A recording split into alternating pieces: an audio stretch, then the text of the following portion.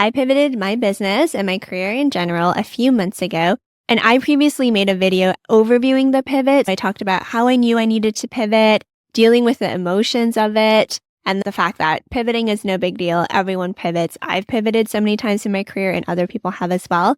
And then since I released it, I've been having so many amazing conversations with you all on YouTube and my Instagram DMs, and also with friends in real life about career pivots, because it feels like a lot of people are going through this right now, and a lot of people have gone through this because, like I keep saying, pivoting is normal. We as human beings evolve, grow, and change, so it's natural that our careers are going to evolve, change, and grow with us. I wanted to talk a little bit more today about how I decided what I was going to do next, as well as the experience of actually posting all of that stuff and pivoting, because I was really, really nervous behind the scenes. And I got a few extra questions, so I wanted to talk about it all in this video, because if you are thinking about pivoting, I want you to watch this video and then we can go through it together. So the first thing I wanted to emphasize is that career pivots are no big deal. I've done so many career pivots before. I previously outlined that I used to be a pianist, and then I went into business, and then I went into beauty, and then I went to tech. So I've worked in so many different industries and in so many different capacities, and I know I will continue to do that, and I know you will continue to do that as well. But pivoting is no big deal. Everyone goes through it. When you're an entrepreneur and you're pivoting your business, it just feels so much more emotional. And there's just more pressure for some reason. And I think it's because it's our business, it's our baby. I also feel like entrepreneurs a lot of the time have spotlight effect. And spotlight effect, if you don't know what it is, it basically means that in your mind, you think there's this huge spotlight on you and everyone's watching your every move, which is not the case at all, because everyone's kind of selfish and everyone just cares about themselves. So no one's really keeping tabs on you that closely. But in our mind, sometimes we're like, oh, everyone's going to be like, ooh, they failed, or ooh, why are they doing that? But it really is not like that at all. And the reason I bring this up is because I was having a conversation with another entrepreneur friend of mine after I pivoted, because she had reached out and been like, oh my gosh, you're so brave. Can we catch up? All this stuff. And so we caught up, and she shared with me that she is also thinking about pivoting her business, because the target audience that she was working with before, she had come to the difficult realization that it didn't make sense to support them anymore because it wasn't fulfilling for her anymore. She also realized that this segment didn't necessarily have the disposable income to be able to pay for her services and her products. And also she shared that there was another target demographic that actually really loved what she was putting out. They got the benefits, and they had the disposable income to be able to spend. And so she was thinking of pivoting and switching to now targeting this new demographic. As she's sharing this with me, I can just tell from her body language that she's really nervous. She feels guilty about it. She likely feels a bit of shame. And I, as an outsider that has no emotional involvement in this whatsoever, I was like, yeah, this makes sense. I think you should absolutely do that, because if you continue to do what you're doing, your business is not going to succeed, you're not going to hit your goals, and you're going to burn out and not be able to pay yourself, which is awful. So you absolutely should pivot. And we talked through how she felt like she might be abandoning her existing clientele. And I was like, no, you know what? There's other resources you can send them, and you can slowly pivot it as well. There's all these different things you can do, but that conversation with my friend just highlighted that everyone goes through this. We all go through seasons where we need to change things in our business, because we're always testing things, right? You're going to test if this works. If it doesn't, we need to fast pivot to that. If that doesn't work, we need to fast pivot to that. So it's natural. It's not a big deal. But when you're in it and it's your baby, you can just be so emotional about it. And it took that situation of me listening to my friend and being like, yes, this makes logical sense, for me to realize that it was the exact same thing with my business. So that was just kind of funny how that happened, but I wanted to share that with you because hopefully that experience also showcases to you that it's really not that big of a deal. I can guarantee that not everyone's keeping tabs on you, so if you need to pivot, it's fine. And also, if it makes logical sense, you got to do it. Because after I pivoted my business, I felt so much relief. It was like this huge weight that had been put on me for so long, just automatically lifting. I just felt so much looser. I felt flowier, which I know is not a word, but whatever. I just felt such a sense of immense relief as soon as I decided I was going to pivot. And the past few months after I've pivoted have been so great. I have felt more creative. I have felt more in flow. ideas just come to me now, and I feel like I don't have to force anything, which is such an amazing feeling. Because imagine feeling like you're in a rut, creatively, business strategy wise, and everything just feels like an uphill battle. And once I pivoted, it just felt like I was running downhill. It just felt so easy. And you may have seen, I recently released my free Build a Sustaining Business program. That idea came to me on one of my walks. And then I was able to map out the curriculum in a day. And that program just came out of me in 1 week. And it's because I'm in flow, and it's because I'm passionate about what I'm doing. And I'm finally doing something that is completely aligned with my strengths, my skill sets, and can leverage my past opportunities and help people that I want to help. So it's amazing. And I think if you are on the precipice of pivoting and you're scared about it, I would really encourage you to have the courage to do it, because take it from someone that's done it and now is on the other side. It's amazing, and you are not going to regret it. So like I said, not everyone's keeping tabs on you. Read up on the spotlight effect. Brianna Wiest, who I always talk about, she wrote this book called The Mountain Is You, and she talks about the spotlight effect in that book, and also a lot of other self-sabotaging behaviors. So I would highly recommend you read that book if you haven't already. But if you are thinking about doing a pivot, just do it. The next thing I wanted to discuss is how to decide what to do next, because once you know you need to pivot and some things need to change, the next logical question is, okay, so what are we going to pivot to? This process was also really, really hard for me, and I think I glossed over it a little bit in my previous video, so I did want to dive a little bit deeper here. I, for the first time in my life, going through that pivot, felt so much decision paralysis.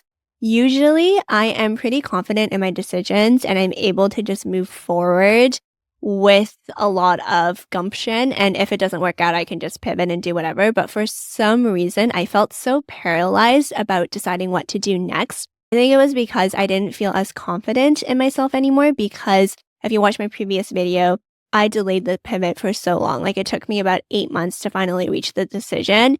And in those 8 months, I think I really eroded my confidence and abilities making strategic and sound decisions. And there was just a lot of things going on. And so once I took back the reins again and I decided I was going to pivot, I then had to also work on trusting myself again and building that confidence back up. And I was talking to my friend John about this, and he said something that was really helpful to me. He was just like, well, you can make a decision, and if it doesn't work out, it's not permanent and you can do something else, which is very obvious, but it's exactly what I needed to hear at the time, because I was like, oh my gosh, you're right. It took all the pressure of making the perfect decision off of my shoulders, and that really freed it up for me. That was really helpful, because I just felt so stuck and so paralyzed, like I talked about. So I decided to just make the best decision I could at the time, which really alleviated this pressure of making the perfect decision. My advice to you is just remembering that nothing's permanent. You can always pivot again. You can always switch things up, but you do need to change if something's not working anymore. So that was the first thing that was really helpful. And then the next exercise I really took was being so intentional and mindful and strategic about this 2.0 version of my business that I'm building. Before, when I was younger, I would just do whatever it took to get the business off the ground. I would work probably harder and not smarter, if I'm being honest. But now that I'm older and I'm wiser, I am being a lot more intentional about it. So I'm trying to make my business work with my life instead of trying to fit my life to my business. It's a very different approach. Before, when I was in my 20s, I was putting my business first above everything else. And while at the time it's what I needed to do because I needed to learn and take things off the ground and all this stuff, now that I'm in my 30s, I do want to live and enjoy my life. And so we're doing things a little bit differently. I really sat down and thought about what I am good at, what I like doing, what I'm passionate about, and who I want to help, and tried to figure out what that Venn diagram looked like. I realized that I don't really need to pivot what I'm doing with Recloseted too much. I just needed to pivot who I was targeting and expand and broaden my niche a little bit so I could help female founders that wanted to build conscious businesses more generally.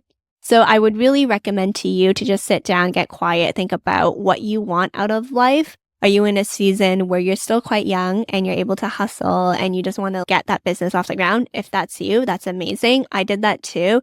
And that's the era you're in right now. Or if you're a little bit older like me and you want something that's going to sustain your lifestyle, make income for yourself, but also allow you to live life so that you can travel or potentially start a family or continue to raise your family or whatever that looks like, that's amazing too. But you just need to be intentional and plan for it.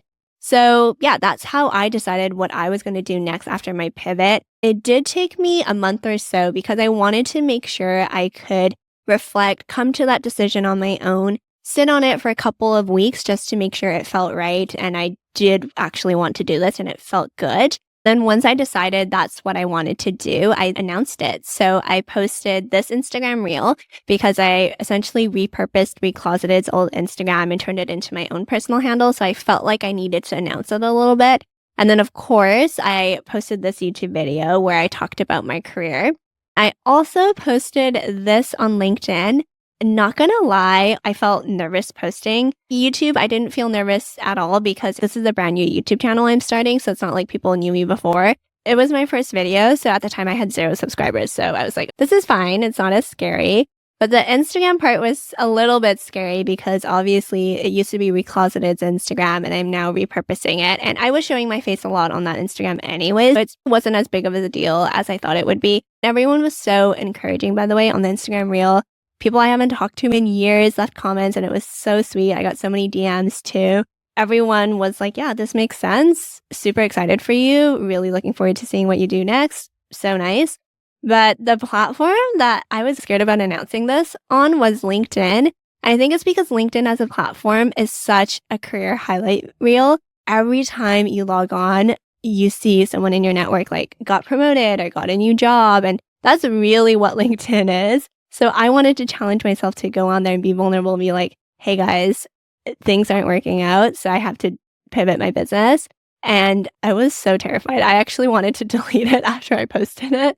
But you know, it's fine. I really wanted to challenge myself to change the narrative on LinkedIn a little bit because that platform is such a highlight reel. Anyways, again, that process was so difficult. I sit here now able to show you all these posts I did and all the encouraging comments I got, but actually putting the content together was one thing. I felt like there was such a mental block because I wasn't sure how to position it and I wasn't really sure what I wanted to say, but I just sat down, got really quiet and thought about the fact that this was such a difficult experience for me and I had learned so much from it and I had grown so much from it and I had so many lessons. I wanted to package it together and be able to help other people. That's the lens that I approached my content with.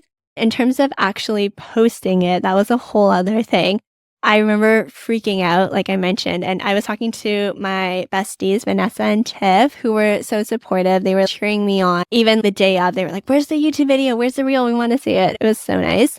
Also, a mentor of mine too helped me reframe the announcement. My friend that I mentioned at the beginning of the video, we were discussing her pivot and she was also trying to figure out, do I announce it? Do I not announce it? Do I just do it?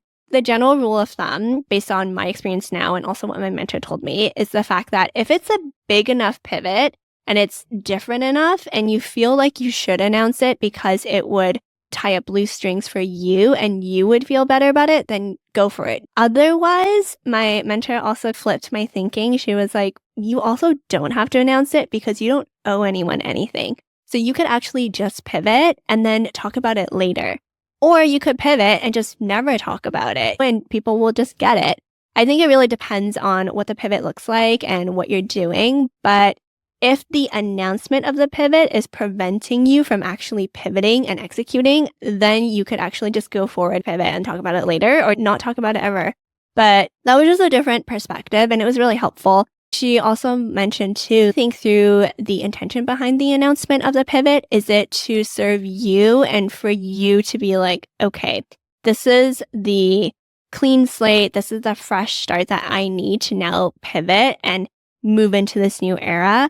Or are you also trying to announce this to your community because you want to connect with them and you want to share with them?